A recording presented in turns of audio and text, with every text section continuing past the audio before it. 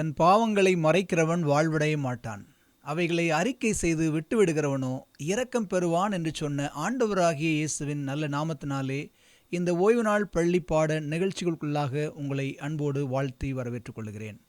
இந்த 2வது காலாண்டின் முக்கிய தலைப்பாக தேவனுடன் உறவில் வளருதல் என்கிற தலைப்பில் பாடங்களை தொடர்ந்து படித்து கொண்டிருக்கிறோம். அதன் அடிப்படையில் 10வது பாடமாக இந்த நாளிலும் மனமாற்றமும் பாவ மன்னிப்பும் என்கிற தலைப்பின் அடிப்படையில் தேவ ஆவியானவருடைய உதவியினால் நாம் பாடத்தை படிக்க இருக்கிறோம். மனன வசனமாக 1 யோவான் 1வது அதிகாரம் 9வது வசனம். நம்முடைய பாவங்களை நாம் அறிக்கையிட்டால் பாவங்களை நமக்கு மன்னித்து எல்லா அநியாயத்தையும் நீக்கி நம்மை சுத்திகரிப்பதற்கு அவர் உண்மையும் நீதியும் உள்ளவராய் இருக்கிறார் என்று அப்போஸ்தலனாகிய யோவான் பதிவிடுவதை பார்க்க முடிகிறது. ரத்தின சுருக்கமாக புரிந்து கொள்ள வேண்டுமானால், உண்மையாக மெய்யாக பாவங்களுக்காக வருந்துகிற மனிதனுக்கு தேவன் உண்மை உள்ளவராக பாவங்களை மன்னிக்கிறவராகவே இருக்கிறார் என்று மரணவசனம் குறிப்பிடுவதை பார்க்க முடிகிறது. தூக்கி சுமந்த தகப்பனை தூக்கி எறிந்த இஸ்ரவேலர் மனமடி வாக்கியவர்களை மனதார மன்னித்த மகிமையின் தேவன் என்று யாத்திராகம புஸ்தகம் 32வது அதிகாரத்திலிருந்து 34வது அதிகாரம் வரை நம்மால் வாசிக்க முடிகிறது. என்ன ஒரு காரியத்தை இங்கு படிக்க முடிகிறது? இஸ்ரவேலர் சமவெளியில் குடியிருந்தார்கள். தங்களை வழிநடத்தி கொண்டு வந்த மோசேவுக்கு என்ன சம்பவித்ததோ? மலைக்குள்ளாக பிரவேசித்த மனிதன் 40 நாள் ஆகிவிட்டது, இன்னும் வரவில்லை, நாம் போக வேண்டிய தூரமோ இன்னும் வெகு தூரம் இருக்கிறது என்று சொல்லி அந்த கலப்பு ஜாதி இஸ்ரவேலர் அனைவருமாக ஒன்று சேர்ந்து நாம் பிரயாணப்பட ஆயத்தமாவோம், நமக்கு முன்பாக வழிநடத்தக்கூடிய தெய்வங்களை நீர் எங்களுக்காக உருவாக்கும் என்று சொல்லி அனைவரும் ஆரோனுடைய வீட்டை முற்றுகையிட்டார்கள். பயத்தில் குழம்பியவனான ஆரோன் தன்னுடைய உயிருக்கு ஏதாவது பாதிப்பு வந்துவிடுமோ என்று அஞ்சி அவர்கள் கேட்டுக்கொண்டதற்கு இணங்க பொன் கன்றுக்குட்டியை விக்கிரக தெய்வமாக உண்டாக்கினான். என்ன பரிதாபம் பாருங்க! இந்த இஸ்ரவேல் ஜனங்களை ஆண்டவர் ஒரு தகப்பன் பிள்ளையை தூக்கி சுமப்பது போல எகிப்திலிருந்து சுமந்து கொண்டு வந்தார். தூக்கி சுமந்த தேவனை 1 மணி நேரத்திலே தூக்கி எறிந்தவர்களாக தங்களுக்காக அஞ்ஞான தெய்வத்தை நாடினார்கள் இந்த இஸ்ரவேல் ஜனங்கள். ஆனாலும் கூட தேவன் அந்த சூழ்நிலையிலும் அவர்களுடைய பாவங்களை மன்னிக்க சித்தமுள்ளவராக இருக்கிறார் என்பதை நாம் என்ன செய்ய முடிகிறது?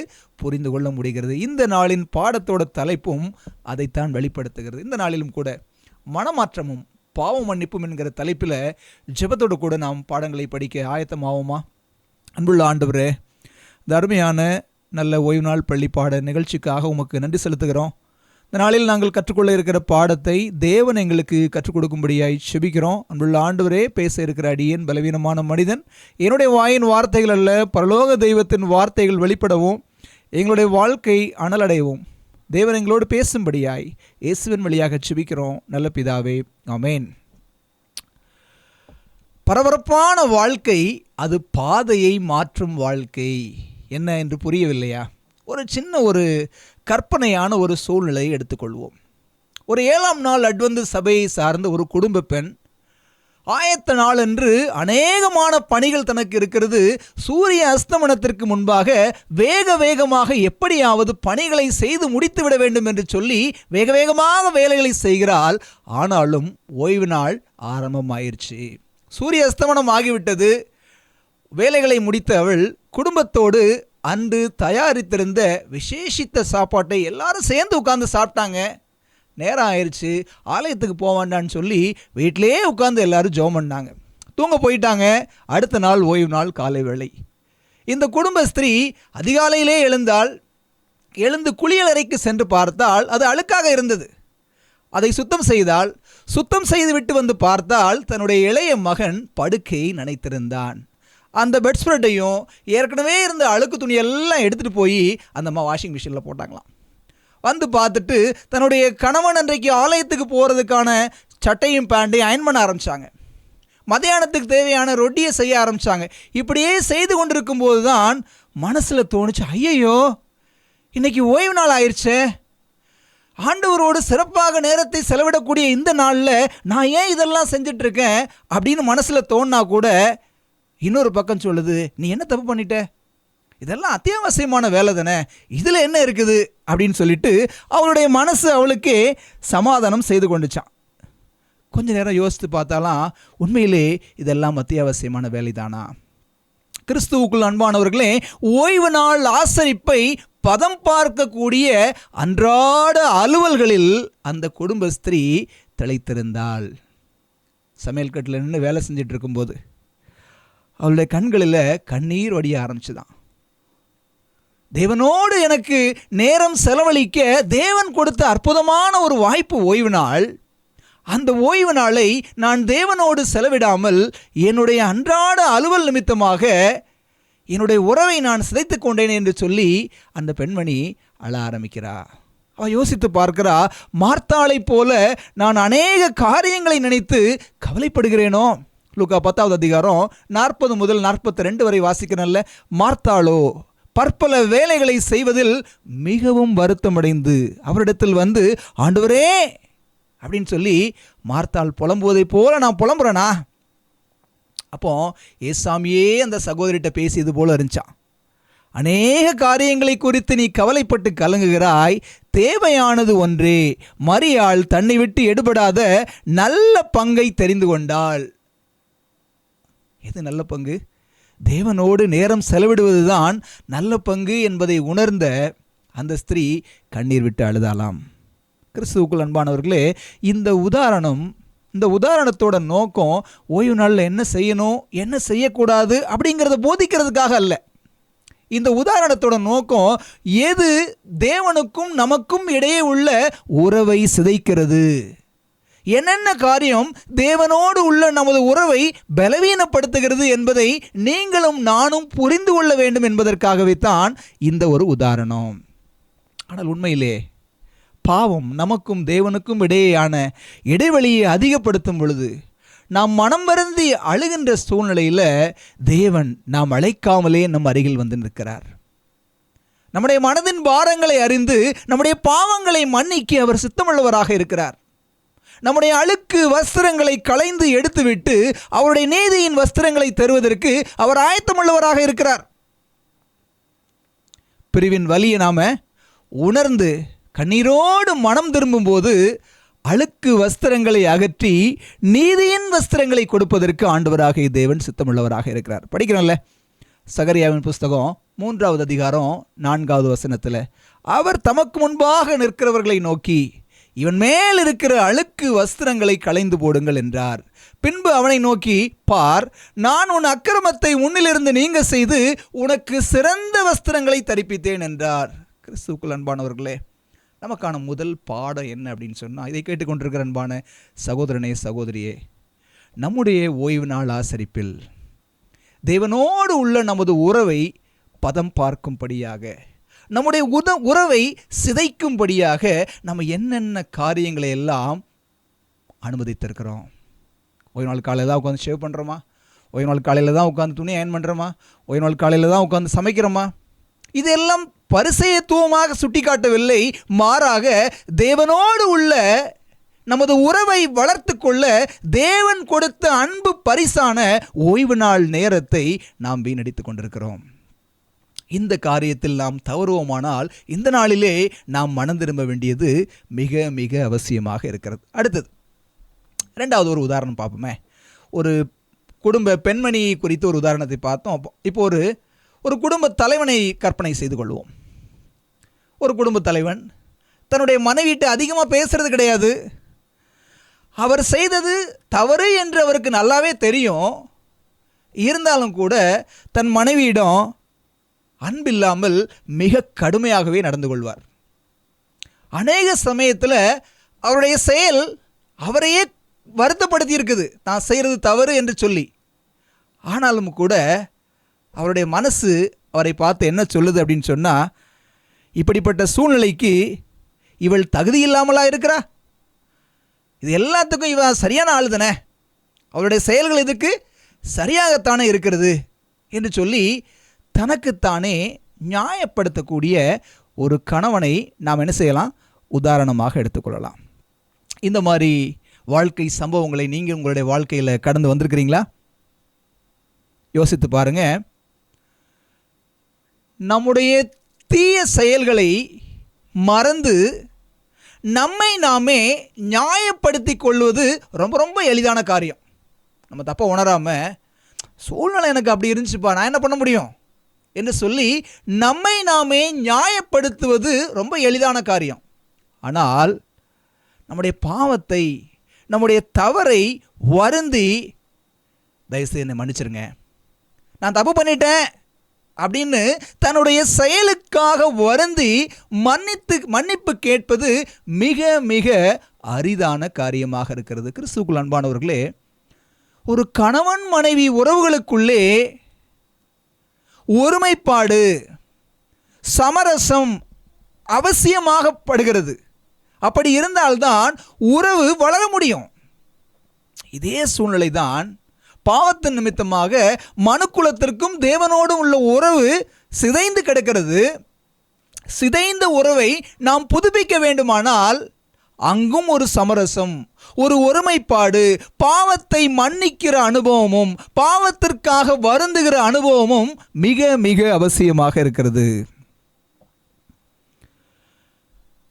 இந்த சூழ்நிலையில் எப்படி ஒரு கணவனுடைய மனசில் ஒரு தூண்டுதல் வந்துச்சோ, அதே மாதிரி நமக்குள்ளாக பரிசுத்த ஆவியானவர் தூண்டுதல்களை கொடுப்பார். அந்த தூண்டுதல்களை நாம் கேட்குறோமா? ஒரு மெல்லிய சத்தம் கேட்கும், மகனே மகளே நீ செய்கிறது தவறு என்று சொல்லி.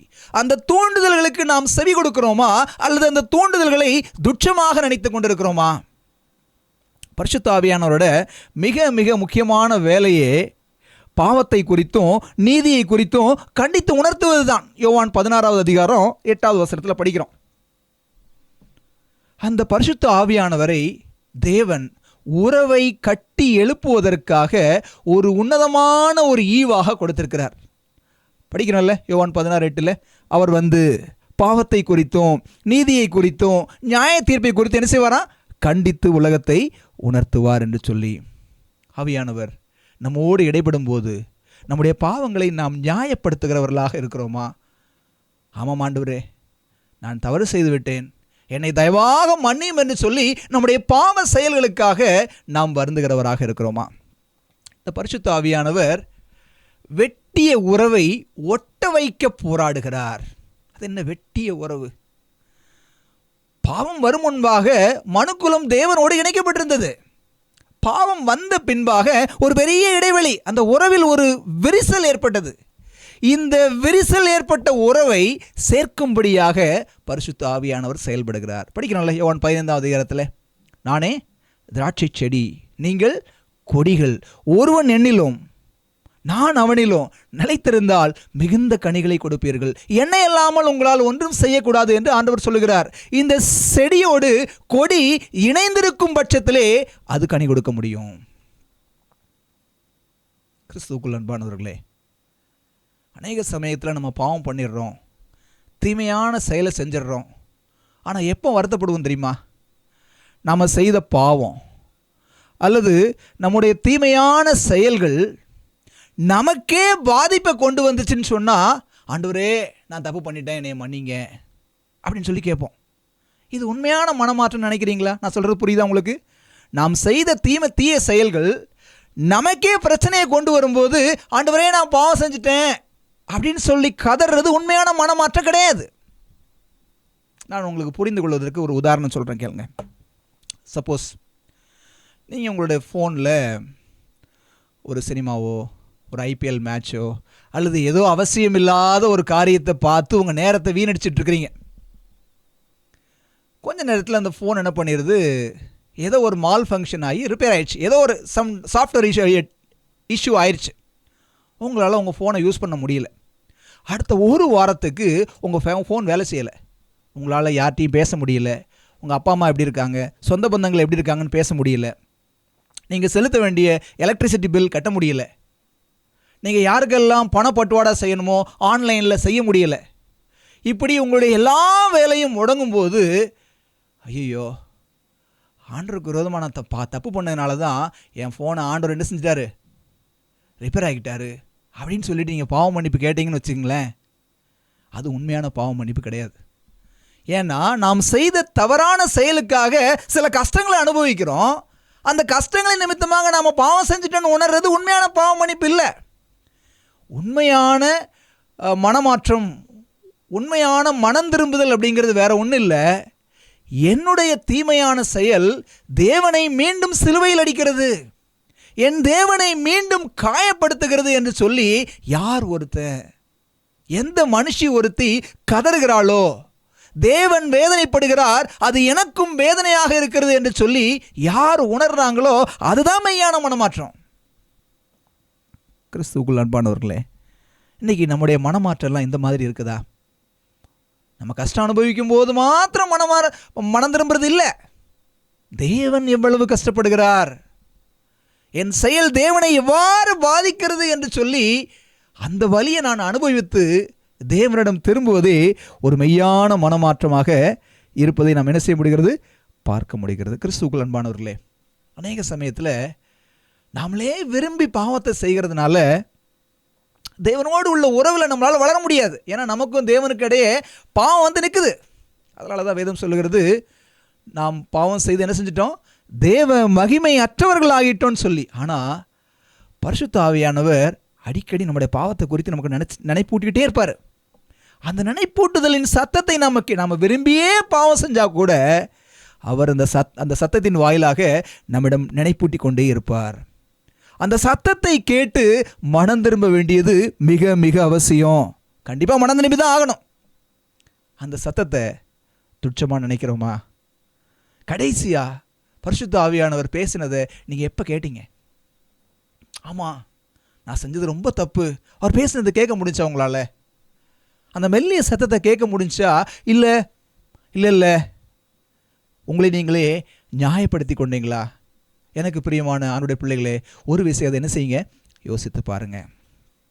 இன்றைக்கு நம்ம வாழக்கூடிய இந்த உலகத்தோட நீதியும் இந்த உலகத்தோட விதிமுறைகளும் பரலோக நீதிக்கும் விதிமுறைக்கும் முற்றிலும் அப்பாற்பட்டதாக காணப்படுகிறது. இந்த உலகத்தை பொறுத்தளவில் சிற்றின்பம், கேளிக்கை, களியாட்டுகள், சுய விளம்பரம், தற்பிரியம், நன்றி இல்லாத தனம் என்று சொல்லி இந்த உலகம் மலிவான பாவங்களால் நிறைந்து கிடக்கிறது. இப்படிப்பட்ட பாவங்களிலிருந்து நாம் மனம் திரும்ப வேண்டும் என்று தேவன் விரும்புகிறார். அதனால தான் ஏசாமி இந்த உலகத்தில் வந்தபோது, இயேசுசாமியும் சரி, அவருக்கு பாதைகளை ஆயத்தப்படுத்திய யோவானும் சரி, ஒரே செய்தியை பிரசங்கித்தார்கள். 2 பேருடைய சிந்தனையும் ஒரே சிந்தையாக இருந்தது. மத்தேயு 3வது அதிகாரம் 2வது வசனத்தில் படிக்கிறோம்ல, மனம் திரும்புங்கள், பரலோக ராஜ்யம் சமீபித்திருக்கிறது என்று யோவான் பிரசங்கம் பண்ணார். மார்க் 1:15 படிக்கிறோம், காலம் நிறைவேறிற்று, தேவனுடைய ராஜ்யம் சமீபமாயிற்று, மனம் திரும்பி சுவிசேஷத்தை விசுவாசியுங்கள் அப்படின்னு சொல்லி ஏசாமி என்ன செஞ்சார், பிரசங்கம் செய்வதை நாம் என்ன செய்ய முடிகிறது, பார்க்க முடிகிறது. என்ன ஒரு காரியத்தை நம்ம புரிஞ்சுக்க முடியும் அப்படின்னு சொன்னால், ஆண்டவர் ஒரு மெய்யான மனம் திரும்புதலை நம்மிடம் எதிர்பார்க்கிறார். 2000 வருஷத்துக்கு முன்னாடியே காலம் சமீபமாயிருச்சுன்னு சொன்னார்னா, இப்போ நம்ம எவ்வளவு இன்னும் சமீபமாக இருக்கிறோம். ஒரு மெய்யான மனம் திரும்புதல். எல்லாரும் நம்மளோட பாவத்தை அறிக்கை செய்கிறோம், ஆனால் யாரும் விட்டுவிடுறதில்லை. மெய்யான மனம் திரும்புதல்னா என்ன? ஒரு மெய்யான மனம் திரும்புதலில் 2 ஸ்டெப்ஸ் இருக்குதுங்க. there are 2 steps, 2 படிநிலைகள் இருக்கிறது. முதல்ல உள்ள ஒரு படிநிலை என்ன அப்படின்னு சொன்னால், பாவங்களுக்காக உண்மையாகவே வேதனை அடைந்து நாம் வருத்தப்படணும். நமக்கு வந்த பாதகத்துக்காக நம்ம வருத்தப்படக்கூடாது, பாவங்களுக்காக உண்மையாக வேதனை அடைந்து வருத்தப்படணும். 2வது, அப்படி வேதனை அடைந்த நாம் அப்படி நின்றக்கூடாது. அந்த வேதனையை கொண்டு வந்த அந்த பாவத்தை விட்டு விடுவதற்கு 100% முழுமையான தீர்மானத்தை நாம் என்ன செய்யணும், கையில் எடுக்கணும். வேதாகமத்தை பொறுத்தவரையில் மனம் திரும்புதலும் மன்னிப்பும் ஒன்றோடு ஒன்று சம்பந்தப்பட்ட காரியம். முழுமையான மனம் திரும்புதல் இல்லாமல் மன்னிப்பை பெற்றுக்கொள்ளவே முடியாது. எப்படி ஒரு நாணயத்தின் 2 பக்கங்கள் இருக்கின்றனவோ, அதே போல மனம் திரும்புதலும் பாவம் மன்னிக்கப்படுதலும் 2 பக்கங்களாகவே இருக்கிறது என்பதை நாம் என்ன செய்யணும், புரிந்து கொள்ள வேண்டும். நம்முடைய இந்த மனம் திரும்புதல் அப்படிங்கிற இந்த ஒரு ப்ராசஸ், இப்படிப்பட்ட நிகழ்ச்சியில் தேவன் நீடிய பொறுமை உள்ளவராக இருக்கிறார். பாருங்களேன், 40 வருஷம் 50 வருஷம் செஞ்ச பாவத்தை திரும்ப திரும்ப திரும்ப செய்கிறோம். பாவத்தை செய்கிறோம், மன்னிப்பு கேட்குறோம், பாவத்தை செய்கிறோம், மன்னிப்பு கேட்குறோம். இது ஒரு சைக்கிள், இதுதான் போய்கிட்டே இருக்குது. ஆனாலும் கூட நம்முடைய பரம தகப்பன் மிகுந்த பொறுமையோடு நமக்காக நாம் நிச்சயமாக முழுமையான ஒரு மனம் திரும்புதலுக்குள்ளாக வருவோம் என்று சொல்லி அவர் காத்து கொண்டே இருக்கிறார். நாம் முழுமையான பாவ மன்னிப்பை பெறுவதற்கு அவர் நீடிய சாந்தமும் தயவும் உள்ளவராக இருக்கிறார். 2 பேதுரு 3வது அதிகாரம் 9வது வசனத்தில் படிக்கிறோம், தாமதிக்கிறார் என்று சிலர் எண்ணுகிறபடி கர்த்தர் தமது வாக்குத்தத்தத்தை குறித்து தாமதமாயிராமல் ஒருவரும் கெட்டு போகாமல் எல்லாரும் மனம் திரும்ப வேண்டும் என்று விரும்பி நம்மேல் நீடிய பொறுமை உள்ளவராக இருக்கிறார் என்று சொல்லி நாம் ஆண்டவருடைய பொறுமையை குறித்து படிக்கிறோம். வந்துட்டாருன்னு சொன்னீங்களப்பா, உலகம் உண்டானது நாள் முதல் எல்லாமே அப்படி தானே இருக்குது, அவர் ஏன் இன்னும் வரல அப்படின்னு பரியாசக்காரர் கேள்வி கேட்டால் கூட அந்த கேள்விக்கான பதில், ஒருத்தர் கூட கெட்டு போகக்கூடாது. நானாக இருக்கலாம், நீங்களாக இருக்கலாம், எல்லாரும் மனம் திரும்ப வேண்டும் என்று சொல்லி தேவன் நீடிய பொறுமை உள்ளவராக இருக்கிறார். கிறிஸ்துவுக்குள் அன்பானவர்களே, சீர்திருத்தத்தை உண்டாக்காத மனம் திரும்புதல் உண்மையான மனம் திரும்புதல் கிடையாது. என் வாழ்க்கை மாறலை அப்படின்னு சொன்னால் நான் உண்மையாக மனம் மாறலன்னு தான் அர்த்தம். ஆண்டவர்கிட்ட முழங்கால் படிட்டு, ஆண்டவரே என்னுடைய பாவத்தை மன்னியும்னு சொல்லி நான் கேட்குறேன் அப்படின்னு சொன்னால் அந்த பாவத்தை திரும்ப செய்யாமல் இருக்கணும். அதுதான் ஒரு மெய்யான சீர்திருத்தம்.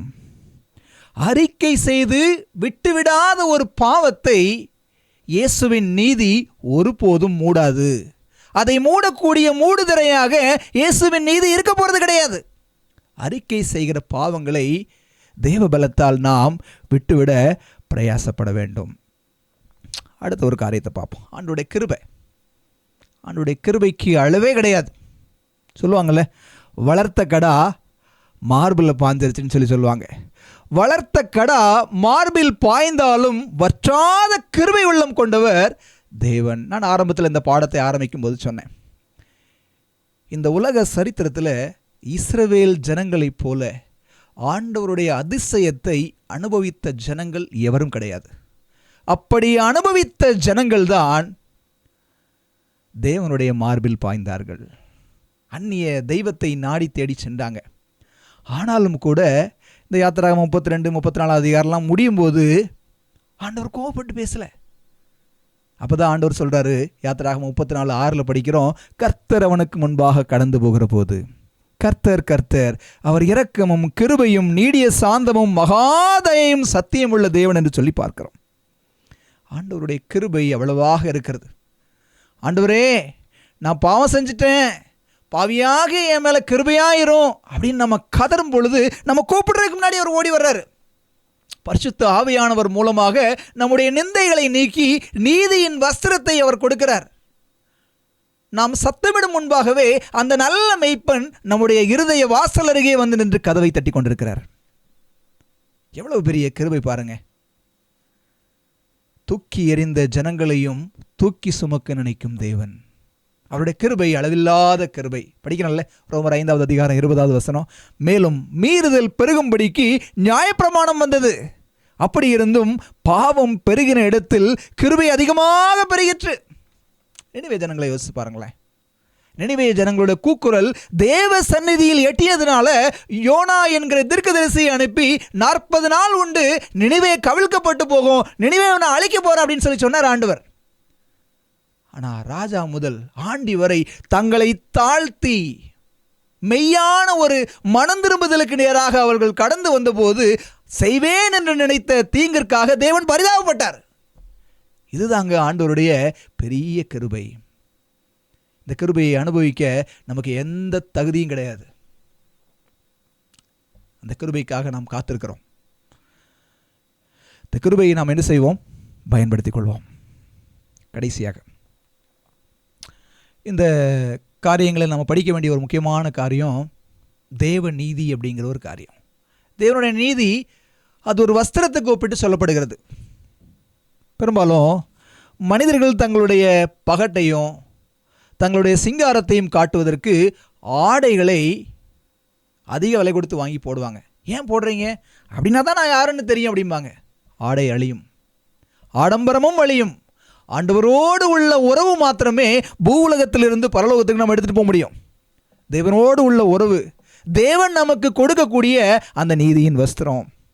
மற்ற 22வது அதிகாரத்தில் நம்ம வாசிக்கிறோம்ல, கல்யாண விருந்து சம்பந்தப்பட்ட ஓமை. அந்த ஓமையில் நமக்கு ஓமை தெரியும் நன்றாக. கல்யாண வஸ்திரம் தரித்திராத ஒரு மனிதன் இருந்த உடனே அவனை பார்த்து ஏசாமி சொன்னார், சிநேகிதனே அப்படின்னு சொன்னார்.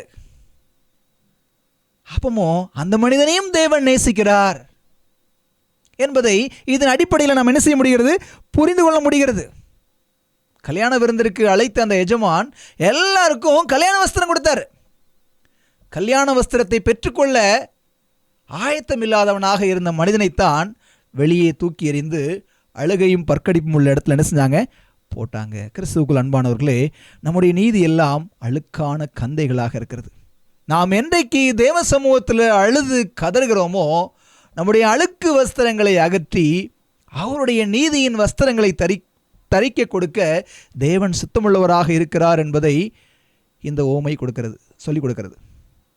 இந்த நீதியின் வஸ்திரம் முற்றிலும் ஒரு ஈவு, அது இலவசமாக வழங்கப்படுகிறது என்பதை நாம் என்ன செய்கிறோம், புரிந்து கொள்கிறோம். யோசித்து பாருங்களேன், ஆதாம் ஏவாள் முதல் பெற்றோர் இந்த பூமியில் ஏதேன் தோட்டத்தில் வைக்கப்பட்ட போது தேவன் அவர்களுக்கு ஒளியின் வஸ்திரத்தை கொடுத்திருந்தார் இல்லையா? ஆனால் பாவம் வந்த உடனே அந்த ஒளியின் வஸ்திரம் எடுத்துக்கொள்ளப்பட்டது. பாவம் என்கிற நிர்வாணம் வெட்ட வெளிச்சமாக இருந்தது. அந்த நிர்வாணத்தை மூடுவதற்காக தேவன் தோலுடைகளை செய்து கொடுத்தார். அந்த தோலுடைகள் பலிமிருகத்தின் வாயிலாக அவர்களுக்கு கொடுக்கப்பட்டது. என்ன புரிஞ்சுக்கணும், நமக்கும் பாவம் என்கிற ஒரு நிர்வாணம் இருக்கிறது. அந்த பாவம் என்கிற நிர்வாணம் மூடப்பட வேண்டுமானால் இயேசுவின் பலியை, இயேசுவை பலிமிருகமாக நாம் ஏற்றுக்கொள்ள வேண்டும். அதை ஏற்றுக்கொள்ளுகிற ஒவ்வொரு நபருக்கும் இயேசுவின் நீதியாகிய தோல் உடை, மேல் அங்கி கொடுக்கப்படுகிறது. அதற்கு மாற்றாக அந்த பாவ நிர்வாணத்தை மூடுவதற்காக ஆதாம் அத்தி இலைகளை தைத்து இருவரும் முடித்து கொண்டார்கள். ஆதாம் அத்தி இலைகளை தைத்தது போல நம்முடைய பாவ நிர்வாணத்தை நம்முடைய சுய கிரியைகளால் நாம் மூடவே முடியாது. தேவனுடைய சுத்தமும் மெல்லிய அந்த நீதியால் மாத்திரமே நம்முடைய பாவத்தை என்ன செய்ய முடியும், மூட முடியும். கிறிஸ்துவுக்குள் அன்பானவர்களே, ஒளியின் வஸ்திரத்தை இழந்த நிர்வாணிகளுக்கு பலியின் மூலமாக வஸ்திரத்தை வழங்கினார் தேவன். இயேசுவை, அவருடைய தியாகத்தை ஏற்றுக்கொள்ளுகிற பிள்ளைகளுக்கு தேவன் நீதியின் வஸ்திரத்தை வழங்குவதற்கு ஆயத்தமுள்ளவராக இருக்கிறார். ஒரு விஷயம் யோசித்து பாருங்களேன். இந்த நாளிலும் நம்முடைய மனம் திரும்புதல் முழுமையானதாக இருக்கிறதா? நம்முடைய பாவங்களை நாம் அறிக்கை செய்து விட்டுவிட தீர்மானம் உள்ளவர்களாக இருக்கிறோமா? நான் ஒரு கதையை சொல்லி என்னுடைய செய்தியை முடிக்க ஆசைப்படுகிறேன். விஸ்கான்சின் அப்படிங்கிற இடத்துல ஒரு செவன்த் டே அட்வென்டிஸ்ட் சர்ச் ஒன்று இருந்துச்சு. 92 வயது நிரம்பிய ஒரு வயதான மூதாட்டி. அங்கே சபை கட்டுவதற்கு இடமும் வாங்கி கொடுத்து சபையும் கட்டி கொடுத்தவங்க அவங்க தான். அதனால் அந்த அம்மையார் அந்த சபையில் ஆதிக்கம் செலுத்துவாங்க. அவங்க சொல்கிறதான் எல்லாரும் கேட்கணும் அப்படின்னு சொல்லி நினைப்பாங்க. அவங்க சொல்ல பாஸ்டர்ஸ் கேட்கல அப்படின்னு சொன்னால் தன்னுடைய மேலிடத்தில் உள்ள செல்வாக்கை வைத்து அவங்கள டிரான்ஸ்ஃபர் பண்ணிடுவாங்களாம். இப்படிப்பட்ட இடத்திற்கு போதகர் பாவல் கோயா அப்படிங்கிற ஒரு ருமேனிய கம்யூனிஸ்ட் நாட்டில் பிறந்து வளர்ந்த ஒரு போதகர் பாஸ்டர் வர்றார். இந்த பாஸ்டர் வந்த முதல் நாளே இந்த அம்மா சொல்லிட்டாங்க, பாஸ்டர் இங்கே நான் தான் எல்லாம், நான் சொல்கிறபடி கேட்கலனா உங்களுக்கும் இதே கதி தான் அப்படின்னாங்களாம். அப்போ அந்த பாஸ்டர் சொன்னாராம், அம்மா நான் இங்கே இருக்கணுங்கிறது ஆண்டோடைய திட்டம்னு சொன்னால் என்னை யாராலும் என்னை அனுப்ப முடியாது. நான் வேறு இடத்துக்கு போகிறது ஆண்டோடைய திட்டமானால் எவராலும் என்னை இங்கே தடுத்து நிறுத்த முடியாது அப்படின்னு சொல்லிட்டு அவர் போயிட்டாராம். அவர் பதவி எடுத்து முதலாவது சபை நிர்வாக குழு கூட்டம் வந்துச்சு. ஒரு குறிப்பிட்ட காரியத்திற்காக பேசும் பொழுது அந்த வயது முதிர்ந்த மூதாட்டி இப்படி தான் செய்யணும் அப்படின்னு சொல்லி தன்னுடைய கருத்துக்களை சொன்னாங்களாம். அப்போ அந்த பாஸ்டர் சொன்னாராம், இல்லை அம்மா அப்படி செய்ய முடியாது, பெரும்பாலான விசுவாசிகள் என்ன சொல்லுகிறார்களோ அதைத்தான் செய்ய முடியும்னு சொன்ன உடனே, நீ என்னை அவமானப்படுத்துறியா, அப்படி நான் என்ன செய்கிறேன்னு பாரு அப்படின்னு சொல்லிட்டு அந்த அம்மா கோவப்பட்டு கடந்து போயிட்டாங்களாம். அதுக்கப்புறமா சபையில் உள்ள ஒவ்வொரு உறுப்பினர்களையாக அந்த வயதான மூதாட்டி தனித்தனியாக அழைச்சி பேசி அந்த போதகரை குறித்து அவதூறான வார்த்தைகளை சொல்லி அவங்களுக்கு சில பரிசுகளையும் வெகுமதிகளையும் கொடுத்து சபையை பிரிச்சுட்டாங்க. இப்படி சூழ்நிலை போய்கிட்டு இருக்குது. பாரப்பட்ட போதகர் உபவாசம் இருந்து ஜெபிக்க ஆரம்பித்தாராம். நல்ல விசுவாசிகளும் உபவாசித்து ஜெபிச்சாங்க. அந்த வருடத்தோட கடைசி மாதம் அடுத்த ஆண்டிற்கான நிர்வாக குழு உறுப்பினர்களை தேர்ந்தெடுக்கக்கூடிய சமயம். அப்போ இந்த அம்மாவை நிர்வாக குழுவில் சேர்க்கக்கூடாது, இவர்களால் சபைகளில் பிரச்சனைகள் வருகிறது அப்படின்னு சொல்லி பாஸ்டர் அந்த அம்மாவை சேர்க்கக்கூடாதுன்னு ஸ்ட்ராங்காக சொல்லிட்டாராம். சொன்ன மாத்திரத்தில் அந்த அம்மா பயங்கர கோபத்தோடு உன்னை வேறு இடத்தில் கவனித்துக் கொள்ளுகிறேன் அப்படின்னு சொல்லிட்டு பயங்கர உக்கிர கோபத்தோடு எந்திரிச்சு போயிட்டாங்களாம். போன அன்னைக்கு இவங்களுக்கு பிளட் ப்ரெஷர் ஹை ஆகி மயங்கி விழுந்துட்டாங்களாம். ஹாஸ்பிட்டலில் அட்மிட் பண்ணிட்டாங்க. பாஸ்டருங்கிற முறையில் இவர் போய் பார்க்க போகணும், ஜெபம் பண்ணணும். ஆனால் இவருக்கு போகிறதுக்கு மனசே இல்லை. ஏன்னா அந்த அளவுக்கு அந்த அம்மா இவரை டார்ச்சர் பண்ணியிருக்காங்க. இருந்தாலும் மனைவி இந்த வேலையை நீங்கள் செஞ்சே ஆகணும், நீங்கள் ஒரு போதகராக இருக்கீங்கன்னு சொல்லி அனுப்பி வைக்கிறாங்க. இந்த அம்மாவை பார்க்குறதுக்காக பாஸ்டர் போகிறாரு. அழகான பூச்சொண்டு ஒன்றை வாங்கி கொடுத்து அவர்களை பார்த்து நலம் விசாரித்து விட்டு போகிறாரு. அந்த அம்மா இவரை பார்த்த உடனே நீ ஏங்க வந்த அப்படின்னு சொல்லி அந்த பூச்சொண்டை தூக்கி மூஞ்சில் அடிச்சிட்டாங்களாம். அவமானத்தோடு இந்த பாஸ்டர் வீட்டுக்கு வந்தாராம். மறுபடியும் அந்த பாஸ்டரோட மனைவி சொன்னாங்களாம், இப்படிப்பட்டவர்களுக்கு ஊழியம் செய்வது தான் ஒரு போதகரோட வேலை, அவங்களுக்கு பிடிச்ச சாப்பாடை நான் சமைச்சு தர்றேன், நாளைக்கு போய் பார்த்துட்டு வாங்க அப்படின்னாங்களாம். மறுபடியும் ஜெபத்தோடு இந்த போதகர் கடந்து போனாராம். போய் அந்த அம்மாவை பார்த்து, அம்மா உங்களுக்கு ஏற்பட்ட இந்த நிலைமைக்காக நான் வருத்தப்படுறேன், என் பக்கத்தில் தவறு இருந்தால் தயவாக என்னை மன்னித்து கொள்ளுங்கள், நீங்கள் நலம் பெற நான் உங்களுக்காக ஜெபிக்க முடி வந்திருக்கிறேன், என் மனைவியும் உங்களுக்கு சாப்பாடு செஞ்சு கொடுத்துருக்கேன் அப்படின்னு சொன்ன உடனே அந்த வயசான அம்மா கண்ணீர் விட்டு அழுதாங்களாம். நான் சபித்த இந்த மனிதன் என்னை இவ்வளவாக நேசிக்கிறான்னு சொல்லி ஓன்னு சத்தம் போட்டு அழுதாங்களாம். அழுதுட்டு, பாஸ்டர் சின்ன வயசுலேருந்து நான் யாரையுமே நேசிக்கலை, என்னுடைய பாவங்கள் எல்லாம் மன்னிக்கப்படவே இல்லை, ஒரு பாவம் மன்னிக்கப்பட்டதுக்கான நிச்சயமே எனக்கு இல்லைன்னு சொல்லி ஓன்னு அழுதாங்களாம். அப்போ அந்த பாஸ்டர் சொன்னாராம், வேதம் சொல்லுகிறது, நாம் நம்முடைய பாவங்களை அறிக்கையிட்டால் எல்லா நியாயத்தையும் நீக்கி சுத்திகரிக்க ஒரு உண்மையும் நீதியும் உள்ளவராக இருக்கிறாருன்னு சொல்லி வேதம் சொல்லியிருக்குமா, நம்ம 2 பேரும் சேர்ந்து ஜெபம் பண்ணோம் அப்படின்னு சொல்லிட்டு முழங்கால் போட்டு ஜெபம் பண்ணாங்களாம். ஜெபம் பண்ணிவிட்டு பாஸ்டர் சொன்னாரா, நீங்கள் மற்ற பாவங்களை மன்னிச்சிங்கன்னா ஆண்டவர் உங்களோட பாவத்தையும் மன்னிப்பார்னு சொல்லி. நான் இவ்வளோவா பேசிட்டேன் பாஸ்டர், இவங்கெல்லாம் நான் மன்னிப்பு கேட்கணும் அப்படின்னு சொல்லி அந்த அம்மா சொன்னாங்களாம். ஒவ்வொருத்தருக்காக பாஸ்டர் ஃபோன் பண்ணி கொடுத்தாரா, எல்லாத்திலையும் அவங்க மன்னிப்பு கேட்டாங்களாம். சபையார் எல்லாரும் சேர்ந்து அந்த அம்மாக்காக ஜெபம் பண்ணாங்களாம். அந்த அம்மாவிற்கு பாவ மன்னிப்பிற்கான நிச்சயம் கிடைச்சிதான். 1 வார காலத்திற்கு பின்பாக அந்த தாயார் கர்த்தருக்குள்ளாக நித்திரை அடைந்தார்களாம். கிறிஸ்துவுக்குள் அன்பானவர்களே, நாம் வாழக்கூடிய இந்த பூமியில் நம்முடைய ஜீவன் எப்படிப்பட்டது? புகை போல் இருக்கிறது. எவ்வளோ நாள் இருக்க போகிறோன்னு தெரியாது. நாம் சரி செய்ய வேண்டிய விஷயங்கள் எவ்வளவோ இருக்கிறது.